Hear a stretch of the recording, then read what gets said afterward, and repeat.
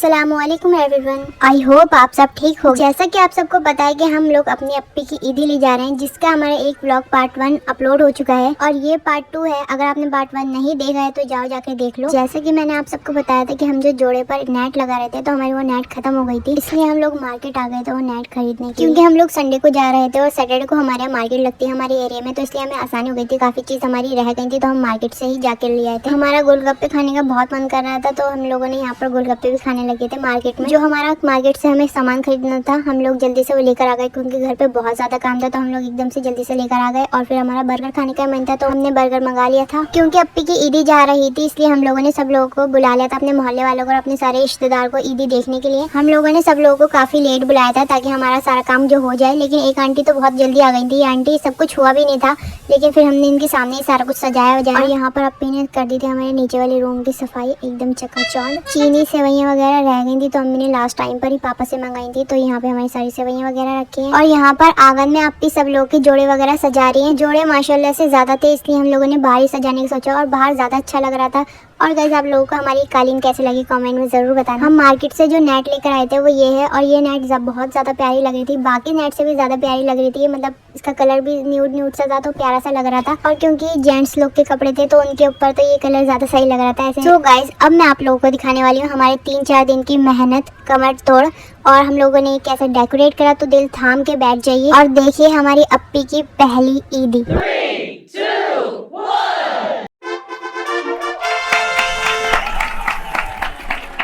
सरबा से तारों वाले शगना दे शब आए रे, बदनों से बनने के मिलने की जोरत लाए रे, शहनाई यूं गूंजे सबके आंखें भर आई रे, शहनाई यूं गूंजे सबके आंखें भर आई रे।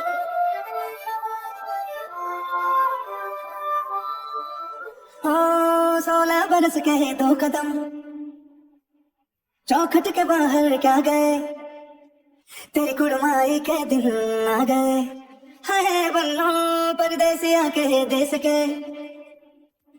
चौबार तुझको भागे, तेरी कुड़माई के दिन आ गए, ले रहा सब लाई तेरी माई बाबुल का घर बार है, हो गेंदा गुलाबों से सजी डोली तेरी तैयार है, झूलों के मौसम वो तेरे हमसे रोके भी रोके ना गए, तेरी कुड़माई के दिन आ गए, तेरी कुड़माई। सो गाइस आपको कैसे लगी हमारी अप्पी की ईदी जरूर बताना कमेंट में। और मुझे तो बहुत अच्छी लगी, नजरें ही नहीं हट रही थी, और माशाल्लाह जो भी घर पर आया सबको बहुत पसंद आई। हमारे मोहल्ले में जिन औरतों की बेटियों की ईदी जाने वाली थी सब यही कह रहे थे कि हम लोग भी ऐसे ही डेकोरेट करके लेकर जाएंगे, और किसी को यकीन ही नहीं हो रहा था कि हम लोगों ने घर पर बनाया है सच में। स्नैक्स के लिए हम लोगों ने टोकरा नहीं बनाया था तो हम लोग रात में ही जाकर ये सारी चीजें लेकर आए, और ये टोकरी भी हम जब भी साथ में लेकर आए हमारे पास ये नहीं थी, और हमने सही पैसों में ये टोकरी बना दी थी, मतलब हमारे बजट के हिसाब से।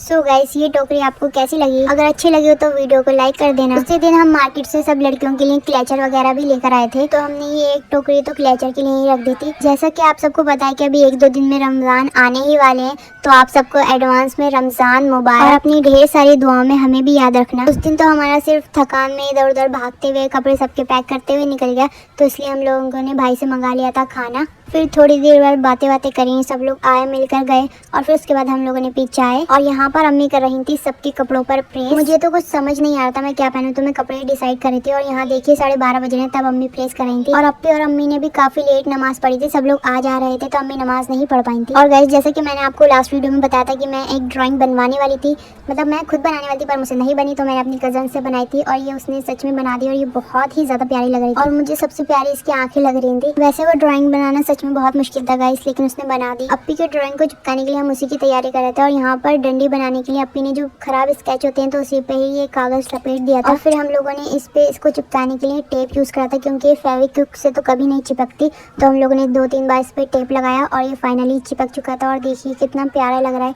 और मैंने इस पे आउटलाइन भी कर दी थी। वैसे तो ये ड्राइंग बहुत अच्छी थी, लेकिन थोड़ा सा सजाने के लिए, कुछ और खूबसूरती देने के लिए मैंने इस पे आउटलाइन कर दी थी। और ये पीछे से तो ऐसा लग रहा है कुछ हम लोगों ने ऊपर भी टेप लगा दिया था। फिर उसके बाद हम लोग सो गए थे, हम लोग काफी थक गए थे। तो फिर जैसे सोए सीधा सुबह आँख खुली तो हम लोग फजर में उठ गए थे। यहाँ पर अम्मी बनाई थी रोटी और देखिए गली में कितनी ज्यादा शांति पड़ी है, क्योंकि उस दिन संडे था इसलिए गली में ज्यादा शांति थी। और यहाँ पर पापा कराए ब्रेकफास्ट। हम लोगों ने भी अपना जल्दी से ब्रेकफास्ट कर लिया था। उसके बाद अपना मेकअप वेकअप करने लग गए हम लोग। और यहाँ पर देखिए हमारा कितना कबाड़ा पड़ा है। फिर उसके बाद यहाँ पर सारी पैकिंग हो रही है, पन्नी में सारे जोड़े रखे जा रहे हैं। पॉलिथीन में जोड़े हम रख तो रहते लेकिन बहुत डर लग रहा था कहीं दब न जाए, खराब ना हो जाए। इतनी मुश्किल से तो हमने इसे पैक करा था। पापा और भाई सारा सामान लेकर जा रहे थे कार में रखने के लिए। तो भाई तो बहुत ज्यादा थक गए थे तो इन्होंने पानी पिया और इनकी सांस बहुत ज्यादा फूल रही थी क्योंकि सामान भी बहुत ज्यादा था और बहुत भारी भी था। उसके बाद सारा सामान भाई और पापा ले गए और फिर हम लोग भी निकल पड़े अपनी कार की तरफ। यहाँ पर खड़ी थी हमारी चमचमाती हुई एक दिन की कार और अभी तक हमारा सामान सारा रखा नहीं गया था, कुछ रह गए थे तो हम लोग थोड़ा इंतजार कर रहे थे ये रखेंगे तब हम बैठेंगे। और ये प्यारा सा हमारा स्पेशल जोड़ा और इसकी स्पेशल ड्राइंग। और हमारी अपनी कुछ जरा आउटफिट अपना आप लोगों को दिखाना चाहती हैं। तो आप लोग को इनका आउटफिट कैसा लगा तो जरा कमेंट में बता देना। हम लोगों ने जोड़ा एकदम सामने ही रख दिया था तो ये बहुत ज्यादा प्यारा लग रहा था। हमारा सामान सारा रख चुका था इसलिए हम लोग जल्दी से जाकर बैठ गए थे अपनी कार में। मैं तो जल्दी से विंडो सीट पर बैठ गई थी क्योंकि कार का मजा तो विंडो सीट पर बैठकर ही आता है। और देखिए हमारी इतनी मेहनत कैसे पड़ी यहाँ पर। अब देखते हैं जाकर इसका क्या हाल हुआ होगा। फिर हम लोग निकल पड़े अपनी अप्पी के घर और हम लोग तो बहुत ज़्यादा एक्साइटेड थे। जैसे ही हम लोग थोड़ी दूर चढ़े तो फिर हम लोग को सीएनजी भरवाने के लिए रुकना पड़ा। सीएनजी भरवाने के बाद हम लोग बैठ गए और निकल पड़े। और जैसे हम लोग कुछ थोड़ी दूर चले हम लोगों को फिर उतरना पड़ा सीएनजी भरवाने के लिए। और यहाँ पर आइसक्रीम और दही बड़े वगैरह भी बिक रहे थे तो हम लोगों ने ले लिए बड़े विदाउट दही के। सो वैसे काफ़ी टेस्टी थे क्योंकि 10 रुपये के थे और क्या मिलेगा आप लोगों को इसमें, चटनी वगैरह तो इसकी टेस्टी थी, मुझे तो अच्छी लगी। फिर उसके बाद हम लोगों ने खाई आइसक्रीम जिसका दोनों का टेस्ट सेम ही था। हम लोगों ने चॉकलेट फ्लेवर और रसमलाई फ्लेवर की कुल्फी ली थी क्योंकि 10 रुपये की थी तो आपको इसमें क्या मिलेगा और वो भी हाईवे के पास। फिर हम निकल पड़े अपनी डेस्टिनेशन के लिए। और क्योंकि उस दिन मौसम काफ़ी अच्छा था तो ठंडी ठंडी हवा चल रही थी और काफ़ी घंटों का सफ़र तय करने के बाद फाइनली हम पहुंच चुके थे अप्पी के घर। हम लोगों को पिकअप करने के लिए हमारे जीजू आ गए थे तो वो हम लोगों को लेकर जा रहे थे, मतलब रास्ता वास्ता दिखाने के लिए। हम लोग तो पहली बार ही जा रहे थे, इतना कुछ पता नहीं था। पहुंचने के बाद हम लोगों ने नाश्ता वाश्ता करा, सब लोगों से मिले, घर वर देखा। फिर जो हम ईदी लाए थे वो सब हम लोगों ने सजा दी। और गाइस हम लोगों के डब्बे पिचक गए थे, मतलब इतनी मेहनत से हमने पैकिंग करी थी और सारी पिचक गई थी। अप्पी के घर भी सब लोगों को ये सारी चीज़ें, सारी पैकिंग बहुत पसंद आई थी और सब लोगों ने तारीफ करी।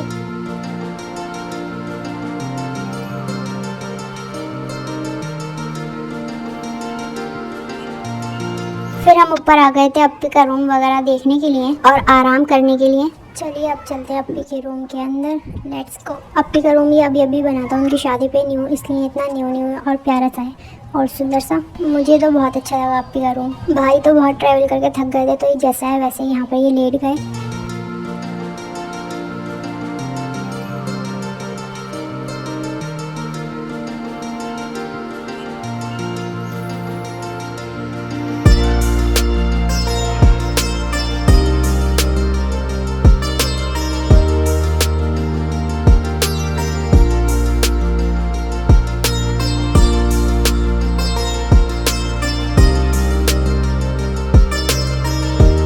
ये अप्पी के रूम के बाहर का व्यू और यहाँ पर मस्जिद भी है अप्पी के घर के पास, तो अजान की आवाज़ आराम से आ जाती है।